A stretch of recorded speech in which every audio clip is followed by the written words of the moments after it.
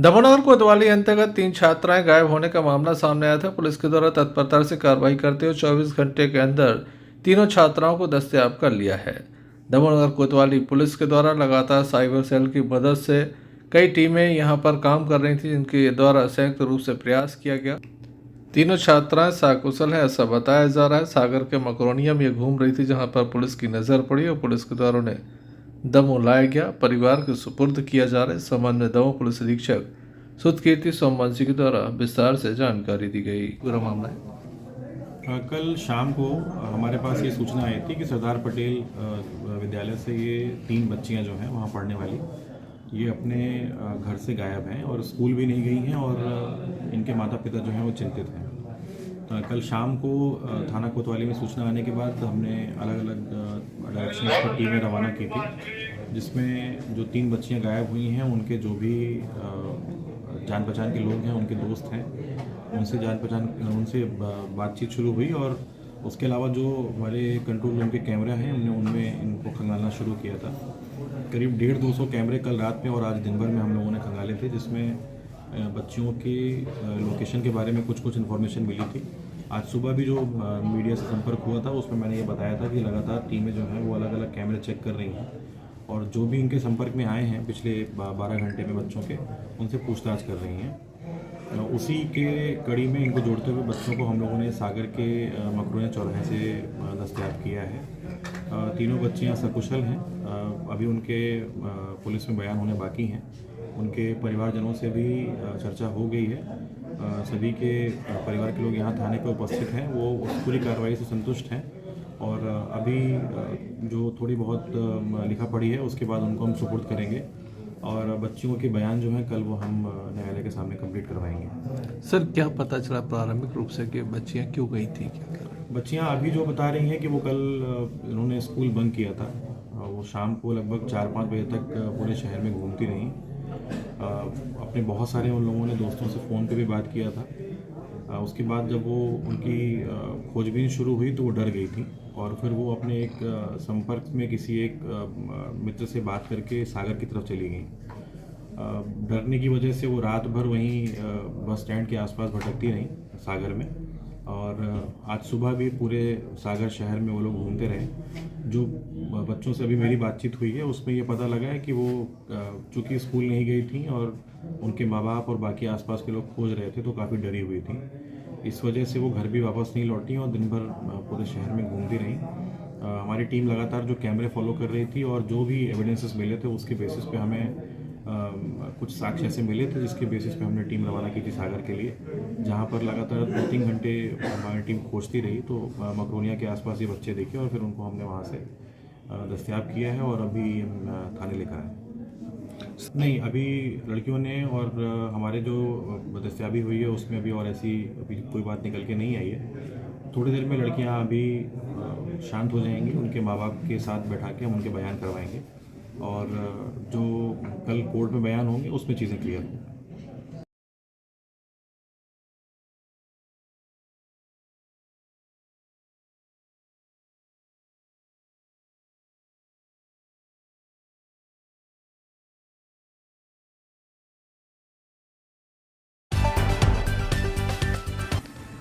श्री जागेश्वरनाथ धाम माधवपुर में एक नए कॉरिडोर का निर्माण कार्य हो रहा है। श्री जागेश्वरनाथ कॉरिडोर का ये निर्माण कार्य चल रहा है।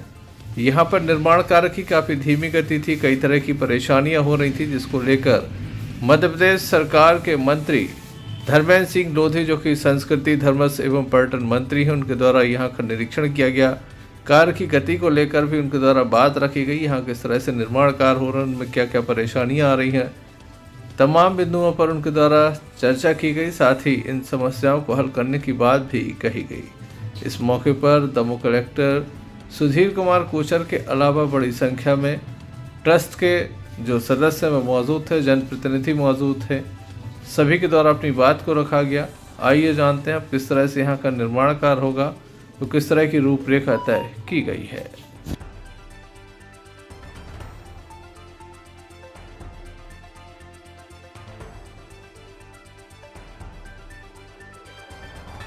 जागेश्वरनाथ कॉरिडोर के निर्माण का कार्य चल रहा था, उसी की समीक्षा करने के लिए हम सब लोग एकत्रित हुए थे, तो उसमें जो भी दिक्कत परेशानी आ रही थी सारी बातों पर डिस्कशन हुआ है और काम में थोड़ी तेज़ी आए इसके लिए भी विभाग को निर्देशित किया गया है और हर काम की टाइमलाइन भी हमने फिक्स कर दी कि इतने समय के अंदर काम पूरा होना चाहिए। तो अब जो ये गति धीमी हो रही थी वो निश्चित रूप से बढ़ जाएगी क्योंकि हर काम की टाइमलाइन फिक्स कर दी गई है। कार्यस्थल पर किसी भी प्रकार के बोर्ड नहीं लगाए जा रहे हैं कि कितनी लागत से कौन सा कार्य हो रहा है, इसमें एक जनमानस में वो मैसेज नहीं पहुंच रहा है। देखिए, वो बोर्ड ऐसे नहीं लगाए जाते। बोर्ड जब काम पूरा हो जाएगा तब उसमें पूरा व्यवस्थित सारे बोर्ड उसका लगा रहेगा क्योंकि ये पूरा एक इकट्ठा काम है, उसको अलग अलग करके उसको लगाना संभव नहीं। फिर भी मैं बात कर लूँ, अगर संभव होगा तो करवा देंगे। एकजाई अपन एक सूचना पटल बनवा सकते हैं उसका कि भाई कितना खर्चा आ रहा है तो और क्या क्या काम उसमें होना है, तो एकजाई जरूर बना सकते हैं। जगह जगह अलग अलग लगाना संभव है। उसका वर्गीकरण करना उपयुक्त नहीं है।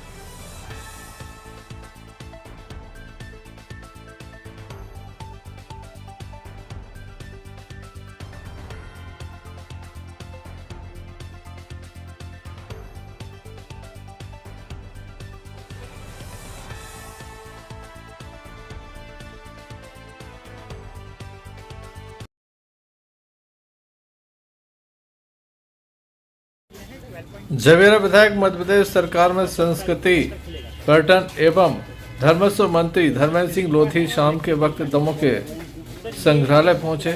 यहां पर लगातार निर्माण कार्य चल रहे हैं। आपको बता दें कि मंत्री धर्मेंद्र सिंह लोधी के विशेष प्रयासों से यहां पर लगभग 25 करोड़ रुपए की राशि संग्रहालय में लगाई जा रही है।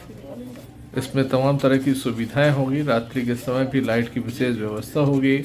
AI तकनीक का भी उपयोग किया जा रहा है। इसके अलावा इसे बेहतर से बेहतर बनाने का प्रयास किया जा रहा है। मध्य प्रदेश में जिला स्तर पर ये प्रथम ऐसा संग्रहालय होगा जहां तमाम तरह की सुविधाएं उपलब्ध होंगी। इसको आधुनिक रूप भी दिया जा रहा है। आइए हम सीधे आपको ले चलते हैं संग्रहालय में, जहां पर मंत्री धर्मेंद्र सिंह लोधी के द्वारा अधिकारियों से चर्चा की जा रही है कि किस तरह से इसका विकास कार्य संभव हो। यहाँ के जो पुराने आर्टिफैक्ट्स हैं उनको हम मतलब यहाँ पुरानी बनी हुई थी, नए ज़माने के हिसाब से बनी थी, पर वो बहुत जर्जर हो गई थी, इसलिए उसको ये वॉल आएगी यहाँ पर। हाँ, ये वॉल आएगी आगे।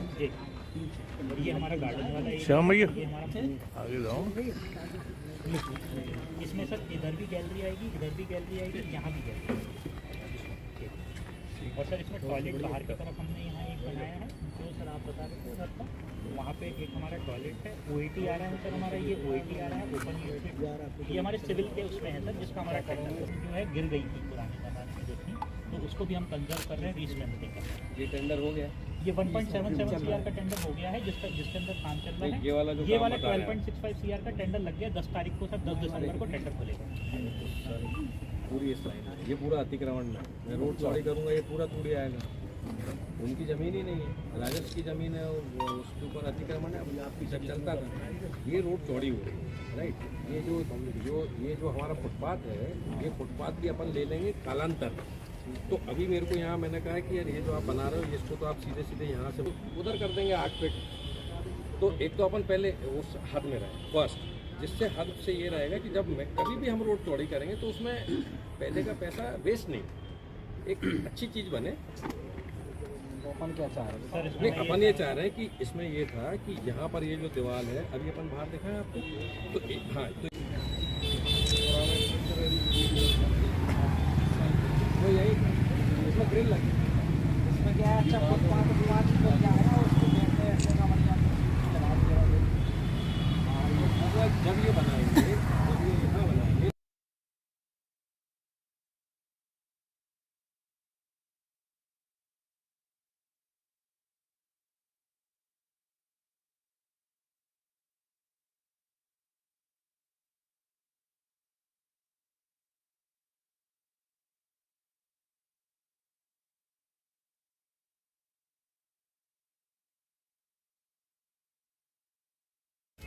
रानी दमयंती संग्रहालय यहाँ का बहुत प्राचीन और पुरातत्व संग्रहालय है और उस दृष्टि से यहाँ के लिए बड़ी रचना योजना लगभग 25 करोड़ रुपए की राशि से ये पूरा संग्रहालय रिनोवेट भी होगा और आधुनिक सुविधाओं से युक्त भी होगा और म्यूजियम के रूप में हम इसको विकसित करके आने वाले समय में यहाँ पर पर्यटक आएँ और रानी दमयंती संग्रहालय का जो इतिहास है वो भी लोग जानें और यहाँ का जो पुरातत्व की संपदा जो यहाँ पर भरी पड़ी है वो लोग पुरातत्व की संपदा को भी देखें और इसको आधुनिक बनाने से ये जो अभी उपेक्षित पड़ा हुआ है आने वाले समय में पुरातत्व संग्रहालय के रूप में म्यूजियम के रूप में एक अच्छा स्थानीय दमोह का बनेगा।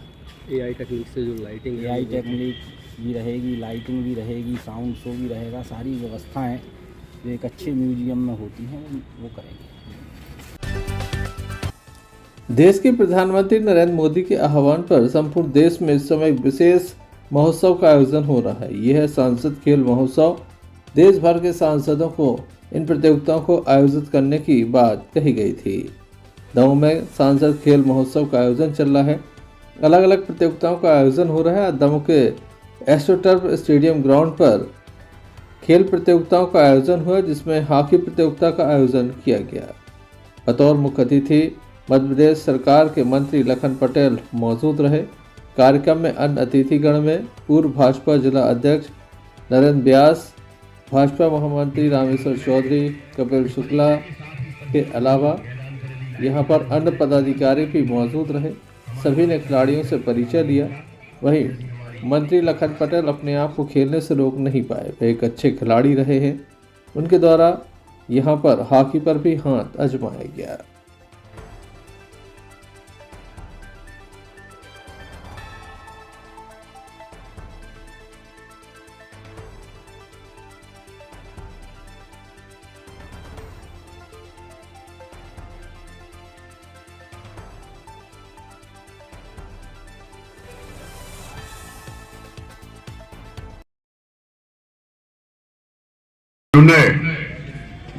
और माननीय हमारे प्रधानमंत्री जी ने सभी देश के पूरे सांसदों के लिए कहा कि अपने क्षेत्र में, लोकसभा क्षेत्र में खेल महोत्सव का, सांसद खेल महोत्सव का आयोजन करें। मुझे 2-3 जगह जाने का मौका मिला। मैंने जो इसका अनुभव किया वो ये कि लोगों में जो इतना उत्साह है, बच्चों में इतना उत्साह है, खिलाड़ियों में इतना उत्साह देखने को मिल रहा है, जिससे दिख रहा है कि आने वाले अवसर पर खिलाड़ियों के लिए अवसर भी मिल रहे हैं और नाम भी कमा रहे हैं। जैसा आप हम सब जानते हैं, यहाँ हमारे पड़ोस की रहने वाली बेटी कीर्ति क्रांति गौड़ ने पूरे विश्व में नाम कमाया और ये बहुत छोटी सी जगह के निकल करके आए। मैं समझता हूं कि इन आयोजनों से सभी को अवसर मिलेगा और अपने खेल का कला कौशल दिखाने का मौका मिलेगा और ऐसे ही निकलकर देश, प्रदेश और देश तक नाम अपना रोशन करेंगे। मेरी सभी खिलाड़ियों के लिए बहुत बहुत शुभकामनाएं और हमारे सांसद आदरणीय राहुल सिंह जी के लिए बहुत बहुत धन्यवाद कि उन्होंने बहुत इंटरेस्ट लेकर के और इस खेल महोत्सव का आयोजन किया और सभी जगह कबड्डी हो, वॉलीबॉल हो, हॉकी हो, फुटबॉल हो, जो भी जितने भी खेल हैं सब का आयोजन करके लोगों को मंच प्रदान किया। उनके लिए बहुत बहुत शुभकामनाएं, धन्यवाद और खिलाड़ियों के लिए भी मेरी ओर से सभी उपस्थित जन के लिए बहुत बहुत शुभकामनाएं, बहुत बहुत बधाई।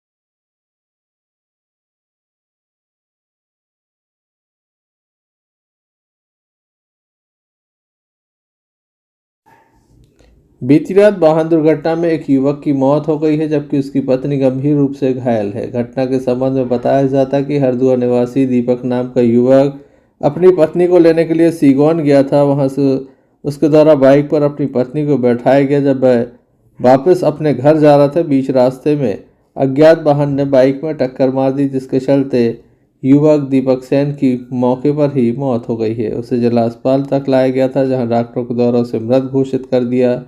वही महिला बेहोशी की हालत में है, उसे भी काफ़ी गंभीर चोट आई है।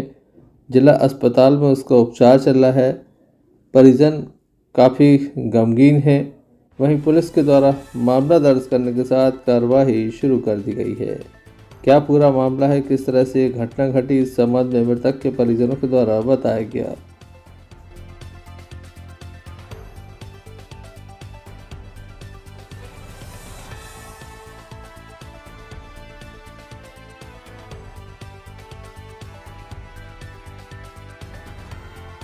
यहाँ पे अरुण सिंह, और ये 2 लोग हैं घायल हुए हैं वो हमारी साली और सारा जी। और एक दिन बिल्कुल क्या नाम है उनको? दीपक सेन, कहाँ के रहने वाले हैं? सड़क हरदुआ। तो कहाँ से कहाँ जा रहे थे ये लोग? ये अपनी ससुराल से सीगोन से हरदुआ जा रहे थे, तो हथनी के बीच में एक्सीडेंट हो चुका है। वाहन का पता है क्या? वाहन का नहीं कोई जानकारी। ये कैसे लाए यहाँ पे? यहाँ एम्बुलेंस से 108 से। 108। आपको कैसे जानकारी मिली? हमें ससुराल से फ़ोन आया, तो हम सड़क हरदुआ से, तो वहाँ से हम अस्पताल आ गए दिखाई के लिए गए थे उस साइड? लोहानी के लिए।